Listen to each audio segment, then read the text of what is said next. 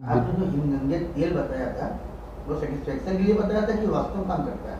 मैंने किस लिए बताया था मुझे नहीं, सोराइसिस के लिए मैं ये मन रखने के लिए कहा था कि लगा लो। ये मेरा भी अनुभव है, आपका मुझे सोराइसिस हो चुकी है। आपने बताया था। हाँ, मुझे सोराइसिस आपको कुछ नहीं है, मेरी पूरी बॉडी में सिर के अंदर तक पहुंच गया था। ठीक है, फिर तो मतलब ध्यान करने से पहले जब आपने मैं ध्यान में नहीं था तब नहीं थे। तब मैं ध्यान में नहीं था और योग में भी नहीं था उस समय मुझे, लेकिन मैं डिटरमिन्ड था कि अगर होम्योपैथ दवा चल रही है तो मैं, कोई अगर कुछ बता रहा है तो मैं उसको कंटिन्यू करता था, रोकता नहीं था। अच्छा, उससे मैं ठीक हो गया। 11 महीने लगे थे मुझे होम्योपैथिक से। होम्योपैथ से, और परहेज सारे किए, उससे मैंने अपने आप को, लेकिन उन्होंने ये भी कह दिया था कि ये फिर वापस आएगा, आपको फिर क्या उपाय, तो उन्होंने कहा फिर दवा लेनी पड़ेगी।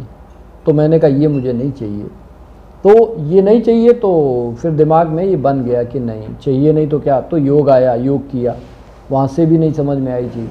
फिर ध्यान, आध्यात्म में आए। आध्यात्म कैसे जुड़े?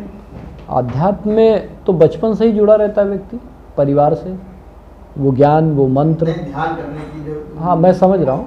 तो जो आध्यात्म घर से सब लोगों ने बताया, पढ़ा लिखा, फिर जीवन में इसके लाभ भी होते हैं और आगे बढ़े, योग मिला, ध्यान मिला। एक मित्र ने मुझे सजेशन दिया कि आप क्या करो, ध्यान मार्ग पकड़ो। तो कौन, किसको गुरु बनाया?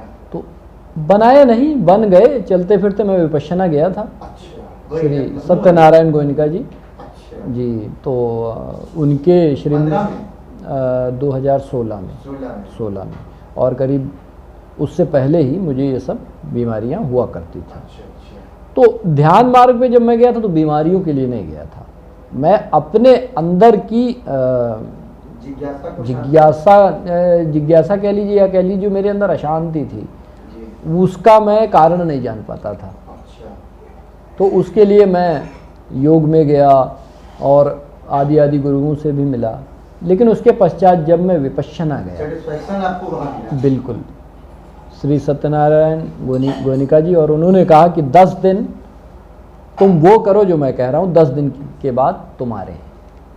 तो कोई समस्या नहीं थी। ये तो बहुत ज्ञानी होगा, वो सोचेगा कि मैं, अरे भाई लाभ की बात कर रहे हो ना आप, तो क्या दिक्कत है, चलो 1 घंटे बैठ गए। तो वो 10 दिन और फिर बाहर निकले। तो पहले दिन से आप 1 घंटा बैठे थे? हाँ, पहले दिन से 13 घंटे, 11 घंटे, 12 घंटे, लेकिन 1-1 घंटे के ब्रेक देते हैं उसमें। अच्छा। हर 5 मिनट का ब्रेक। सुबह 2 घंटे का ध्यान होगा, करीब 4:30 से 6:30 बजे तक। उसके पश्चात के जितने भी ध्यान हैं वो घंटे भर पे होगा, और 5 मिनट का विश्राम, फिर 5 मिनट का विश्राम। तो वहाँ कोई आपकी तरफ बोलता है या खाली केवल उनका वीडियो चलता है, ऑडियो चलता है। अच्छा, तो यही सब बोलते हैं? ऑडियो, हाँ, ओम खाली बोलते नहीं, केवल वो यही क्रिया कराते हैं। अच्छा। सांसों की, ध्यान की क्रिया कराते हैं, और हम लोग उसको केवल, कोई नहीं बोलता, कोई बात भी नहीं कर सकता। कुछ अगर पूछना है तो सहआचार्य से पूछेंगे जो वहाँ पे बैठते हैं, उसके पश्चात आप फिर अपने काम में लग जाए। तो वहाँ मैं गया, तो मैं अंतर साध जब हुआ तो मुझे बहुत शांति मिली।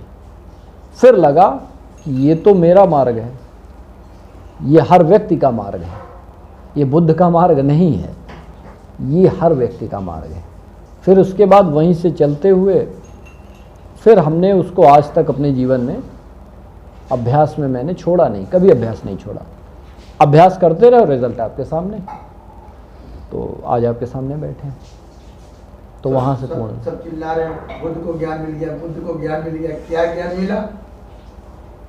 और जो जान गए वो अपने जीवन में उतारना भी नहीं चाहते। फिर वो बोलेंगे भी नहीं ना, क्योंकि जिसे मिल गया वो बोलेगा नहीं, आपको उसे देखेंगे, आपको महसूस हो जाएगा। आपने सूर्य को देखा तो बोलने की आवश्यकता नहीं, सर्दी है तो सूर्य में ऑटोमेटिक, कोई भी व्यक्ति हो, यहाँ तक कि जीव जंतु भी आके वहाँ धूप को तापने लगेंगे। बस इस समय सर्दियाँ चल रही, तो धूप है, किसको नहीं अच्छी लगेगी।